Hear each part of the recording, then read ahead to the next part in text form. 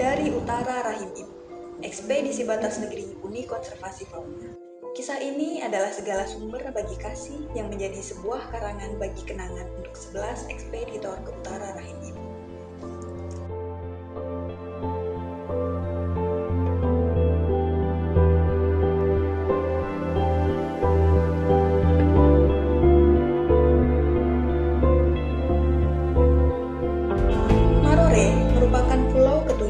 Menjadi destinasi ekspedisi batas negeri tahun 2019.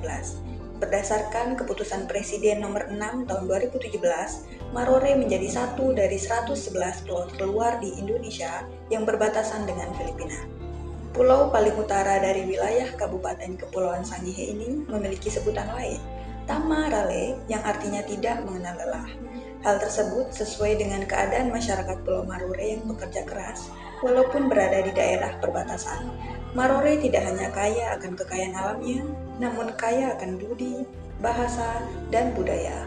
Marore memiliki luas 250 hektar dengan jumlah penduduknya kurang lebih 693 jiwa. Pulau Marore merupakan salah satu pulau terluar Indonesia yang berada di Kabupaten Kepulauan Sangihe, Sulawesi Utara.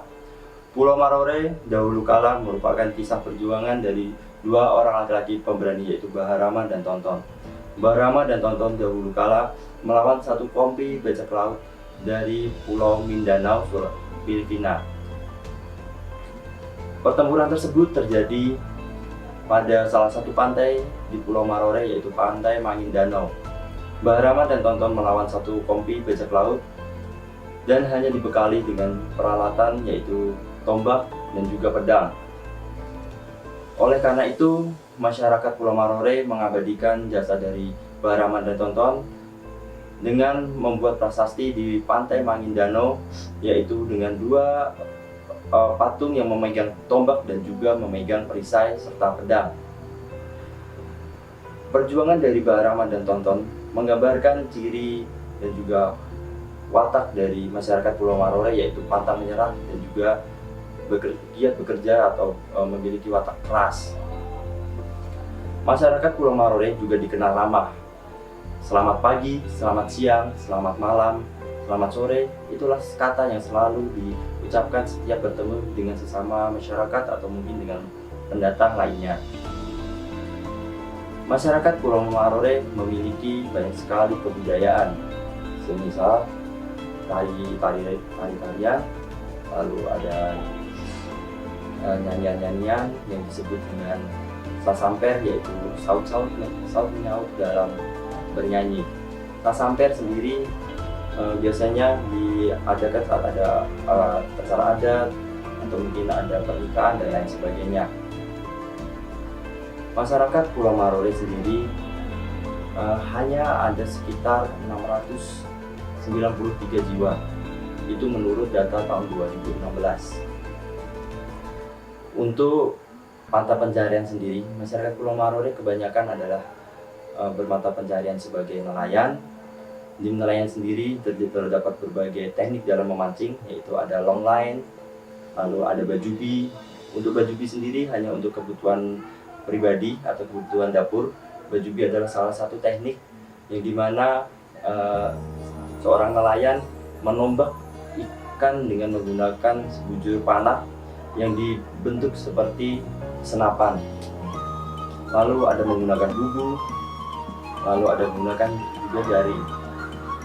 Selain nelayan, masyarakat Pulau Marore juga saat musim terjadinya badai, masyarakat Pulau Marore banyak menghabiskan waktunya berkebun seperti cengkeh, kopra, dan juga pala. Namun karena pala dan juga cengkeh harganya menurut masyarakat Pulau Marore sangat rendah dibandingkan dengan biaya operasionalnya. Oleh karena itu, masyarakat Pulau Marore lebih cenderung berkebun cengkeh, di mana cengkeh lumayan menjanjikan di sana, yaitu dengan harga 75.000 sampai 90.000 per kilo kering. Untuk fasilitas sendiri di Pulau Marore dibilang menurut saya sendiri cukup lengkap, yang terdiri dari untuk fasilitas pendidikan sendiri sudah ada TK, SD, SMP, dan juga SMA. Untuk TK, SD, dan SMA sudah menggunakan nama yaitu SDN SMAN Negeri 1 Marore. Sedangkan untuk SMP masih menggunakan nama SMPN 1 Kabupaten Utara karena memang masih dalam proses akuisisi kepada Pulau Marore. Untuk fasilitas lainnya terdapat beberapa fasilitas seperti kesehatan, lalu pelabuhan, lalu ada tempat pelelangan ikan, namun tempat pelelangan ikan untuk saat ini sedang tidak beroperasi karena berbagai masalah.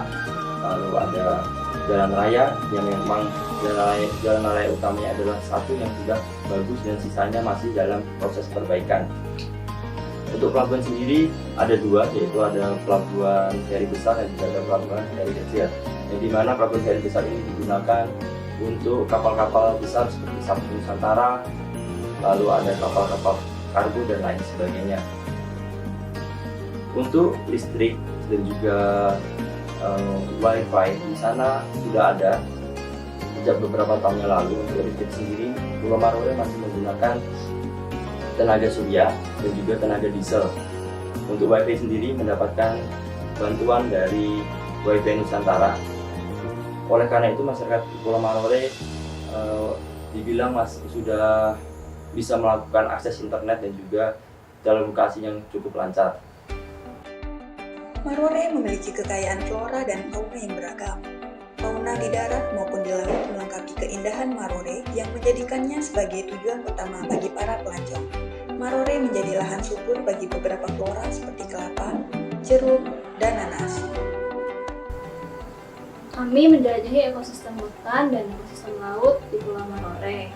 Terdapat dua tipe hutan di Pulau Marore, yaitu hutan pantai dan hutan dataran rendah. Selain itu, penduduk Pulau Marore juga memiliki perkebunan sebagai penyedia pangan bagi kehidupan mereka sehari-hari, antara lain cengkeh, kelapa, pepaya, dan pisang. Kami menemukan 17 jenis tumbuhan yang tersebar di ekosistem hutan.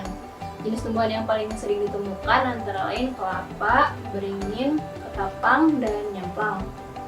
Keberadaan beberapa jenis tumbuhan seperti beringin menjadi sumber pakan yang penting bagi satwa liar di Kepulauan Marore. Salah satunya adalah kelelawar atau yang juga sering disebut sebagai paniki. Kelelawar yang kami temukan yaitu jenis Acarodon humilis yang merupakan satwa endemik di Sulawesi. Ancaman bagi kelelawar ini antara lain yaitu sering diburu oleh penduduk untuk bahan konsumsi ataupun diperdagangkan. Mamalia kecil lainnya yang kami jumpai adalah Ratus Theomanicus atau tikus pohon. Tikus ini sering dianggap sebagai hama perkebunan kelapa oleh masyarakat. Kemudian kami menemukan 14 jenis burung yang salah satunya adalah satwa endemik yaitu uncel Ambon atau Macrophagia amboinensis. Jenis burung yang sering terlihat antara lain burung gereja, cakakak sungai, cikalang, pergam laut, menai penganten, dan madu serigati. Menurut masyarakat lokal, burung cikalang besar dan cikalang kecil menjadi penanda bagi keberadaan ikan. Selain itu, kami juga berhasil mengidentifikasi 5 jenis reptil dan 1 jenis amfibi. Reptil yang kami temukan yaitu Ahaetulla prasina, Boiga irregularis, gecko, Nemidactylus sp, dan Parandus salvator. Amfibi yang kami temukan adalah katak dari genus Microhyla. Kelompok fauna terestrial lainnya yang kami teliti adalah insekta. Kami mengidentifikasi 40 spesies serangga dari 9 ordo, yaitu ordo Coleoptera, Lepidoptera, Odonata, Hymenoptera, Hemiptera, Orthoptera, Blattodea, Plasmatodea, dan Diptera. Kelompok serangga yang paling banyak dijumpai adalah kupu-kupu. Keberadaan kupu-kupu atau Lepidoptera berfungsi sebagai bioindikator kelestarian lingkungan karena kupu-kupu tidak dapat hidup di lingkungan yang tercemar.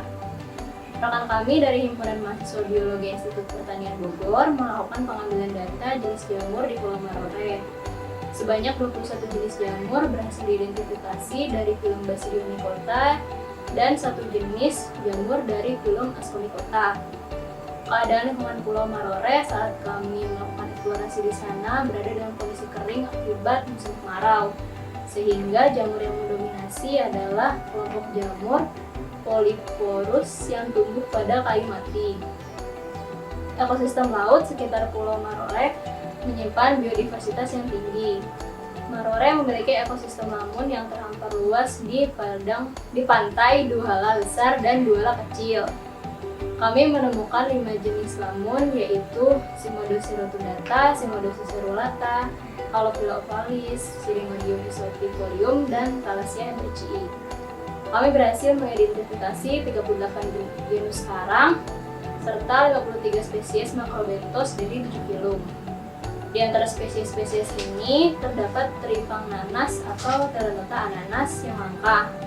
Kami juga menjumpai 185 spesies ikan terumbu, di antaranya adalah ikan Napoleon atau Chalinus undulatus yang merupakan ikan yang terancam punah. Salah satu famili ikan dengan spesies terbanyak adalah ikan dari famili Cetodontidae. Famili Cetodontidae ini merupakan spesies ikan yang mengonsumsi polip karang, sehingga menjadi bioindikator bagi kesehatan terumbu karang karena keberadaannya yang dipengaruhi oleh kondisi tutupan karang hidup.